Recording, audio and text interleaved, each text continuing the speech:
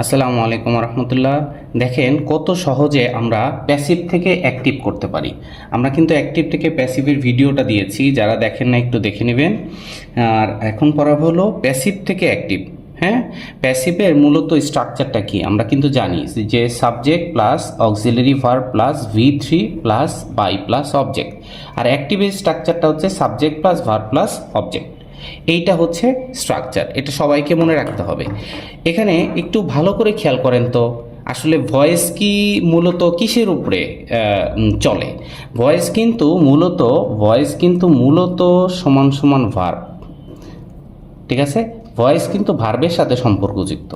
কিভাবে আমি প্রমাণ করে দেই, দেখেন এই সাবজেক্টটা চলে যাচ্ছে কোথায়? অবজেক্টে। ঠিক আছে, সাবজেক্ট কোথায় যাবে? অবজেক্টে। আর এই অবজেক্টটা চলে আসবে হচ্ছে সাবজেক্টে। দেখেন, সাবজেক্ট অবজেক্টে যাবে আর অবজেক্টটা সাবজেক্টে আসবে। আর এই বাই কিন্তু স্ট্রাকচারের বাই, তাই না? তাহলে মূলত থাকতেছে কি বলেন তো? মূলত থাকতেছে হচ্ছে অক্সিলারি ভার্ব প্লাস V3 কে আমার শুধুমাত্র একটা ভার্ব বানাইতে হবে। ঠিক আছে, তাহলে আমি আবার স্পষ্ট করে যদি বলি যে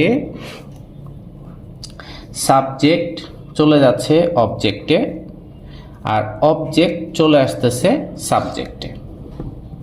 ঠিক আছে, আর এই বাই বাই যেটা থাকবে, এই বাইটা কিন্তু এমনিতেই স্ট্রাকচারের বাই তো আর থাকবে না।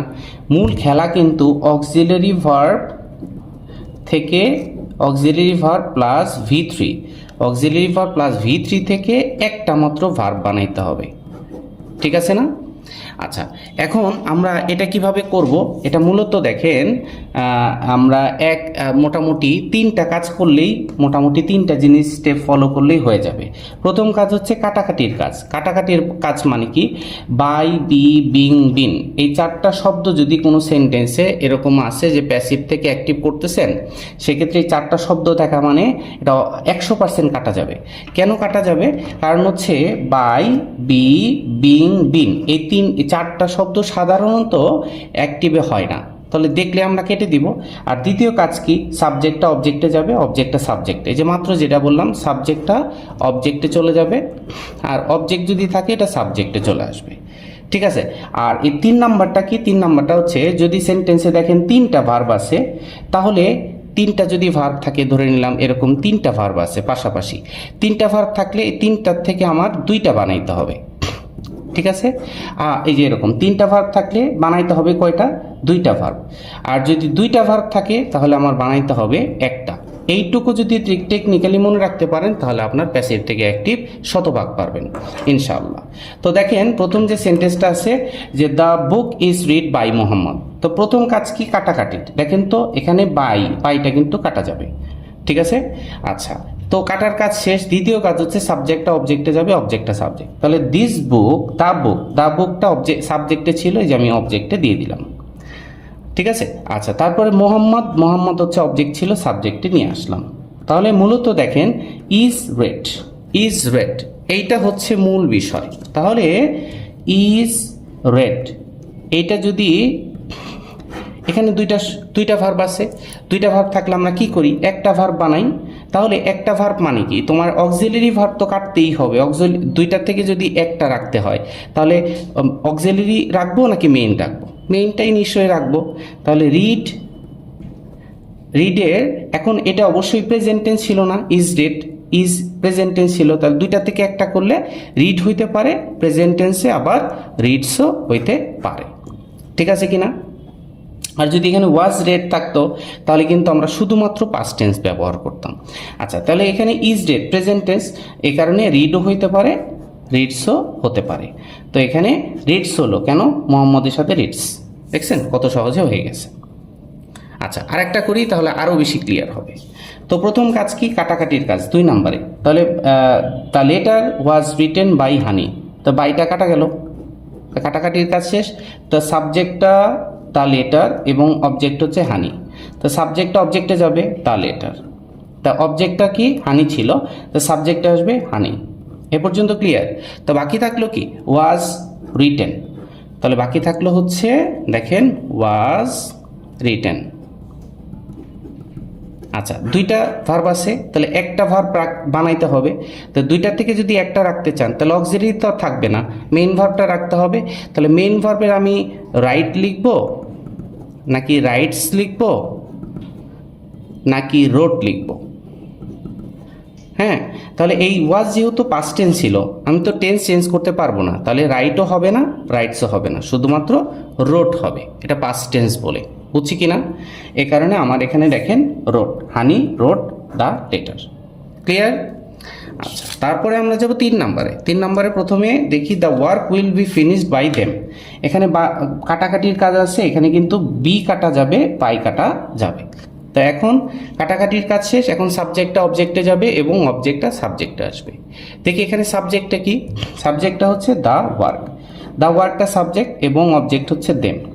তাহলে সাবজেক্টটা অবজেক্টে নিয়ে যান, দ্য ওয়ার্কটা সাবজেক্ট থেকে অবজেক্টে নিয়ে নিলাম, আর দেমটা অবজেক্ট ছিল, সাবজেক্টে নিয়ে আসি দেম।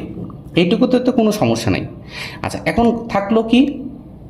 Will be finished. এখানে কয়টা ভার্ব ছিল দেখেন তো? উইল বি ফিনিশড, 3টা ভার্ব ছিল না? 3টা ভার্ব করলে কি হবে?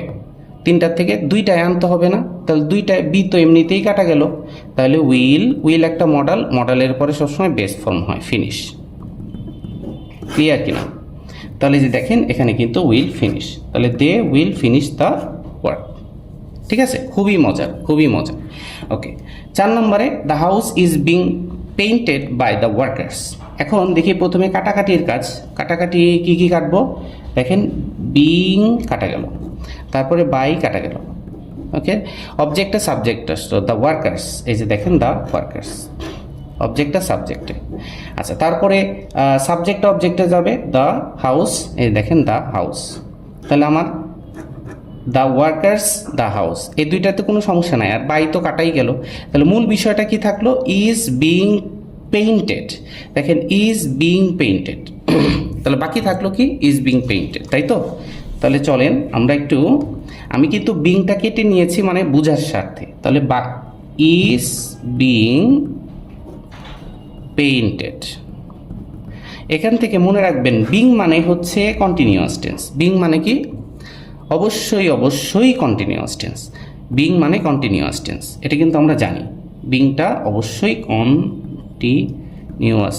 এখন কোন কন্টিনিউয়াস? প্রেজেন্ট কন্টিনিউয়াস হতে পারে, পাস্ট কন্টিনিউয়াস হতে পারে, ফিউচার কন্টিনিউয়াস হতে পারে। তাহলে চলেন দেখি, ইজ বিং পেইন্টেড, এটা প্রেজেন্ট, এই যে ইজ প্রেজেন্ট কন্টিনিউয়াস। তাহলে ইজ বিং পেইন্টেডকে আমরা শুধুমাত্র কন্টিনিউয়াস করব, বিং তো কাটা যাবে, তাহলে 3টা থেকে আমরা 2টা রাখবো। তাহলে এখানে কি আসবে? ইজ, হ্যাঁ, ইজের পরে আইএনজি, যে বললাম না কন্টিনিউয়াস টেন্স, বিং মানে কন্টিনিউয়াস টেন্স, তাহলে ইজ পেইন্টিং, PAINTING। ক্লিয়ার কিনা? তাহলে এই দেখেন দ্য ওয়ার্কার্স যেহেতু সাবজেক্ট ছিল, ইজ না হয়ে এখানে আর হলো, আর পেইন্টিং দ্য হাউস।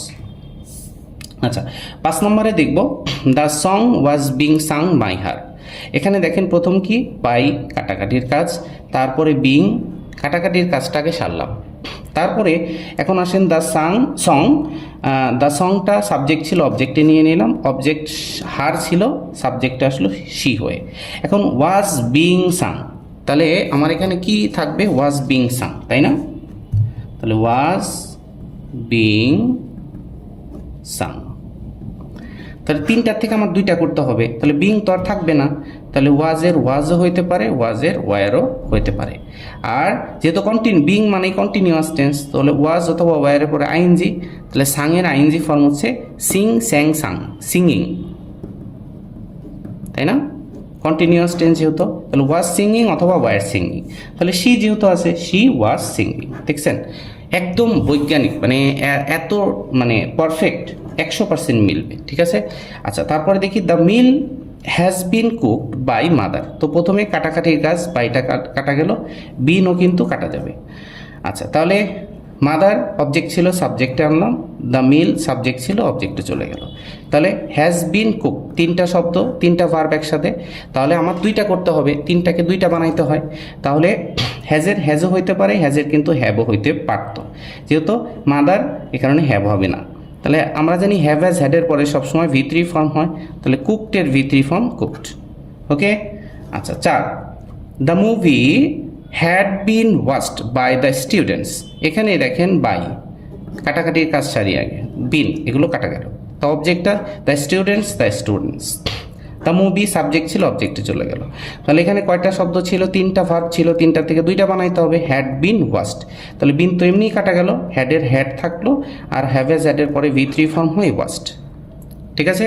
আচ্ছা, তারপরে the task must be completed by him, কাটাকাটির কাজ, বাই কাটা যাবে আর বি কাটা যাবে, তো কাটাকাটির কাজ শেষ, হিমটা হি হয়ে গেল। ঠিক আছে, দ্য টাস্ক সাবজেক্ট ছিল, অবজেক্ট হয়ে গেল। ঠিক আছে, মাস্ট বি কমপ্লিটেড, 3টা শব্দ ছিল, 3টা ভার্ব পাশাপাশি, তাহলে 2টা বানাইতে হবে। মাস্ট, এই যে মাস্ট, বি তো এমনিই কাটা গেল, তাহলে মাস্ট একটা মডেল, মডেলের পরে সবসময় বেস ফর্ম হয় কমপ্লিট। ঠিক আছে, এখন আপনারা বলেন যে এত সহজ করে, এত টেকনিক্যালি আপনি এর আগে কখনো শিখছেন কিনা, একটু কমেন্ট করবেন। আর যদি আসলেই ভালো লাগে, অ্যাটলিস্ট দেখেন একটা ভিডিও করতে অনেক কষ্ট করে করতে হয়, অনেক কিছু মেনটেন করে স্যাক্রিফাইস করে করি আমরা। সেক্ষেত্রে যদি ভালো লাগে, একটু কষ্ট করে নিচে কমেন্ট করতে হবে, এটা একটা ইন্সপিরেশন কাজ করে, মোটিভেশন কাজ করে আমাদের। হ্যাঁ, সেক্ষেত্রে একটু কৃতজ্ঞতা বোধ থেকে যদি আসলেই আপনার উপকার হয়, কৃতজ্ঞতা বোধ থেকে এই এতটুকু সহযোগিতা কিন্তু আপনাকে করা উচিত। তো যদি ভালো লাগে একটু জানাবেন, আর আপনার কি কি টপিকের উপরে ক্লাস হলে আপনার উপকার হয় একটু জানাবেন। তো এই পর্যন্ত ভালো থাকেন, আল্লাহ পাক সবাইকে ভালো রাখুন। আসসালামু আলাইকুম।